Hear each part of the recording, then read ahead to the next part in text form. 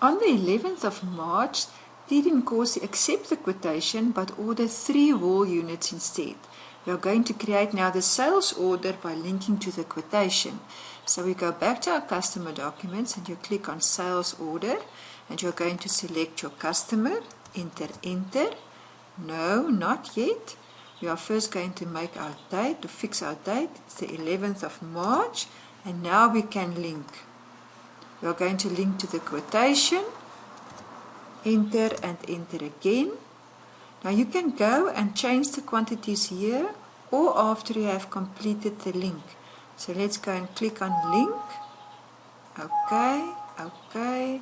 Leave the original document in place and okay. And we have ordered 3 wool units instead. So we change to 3. Just ignore that.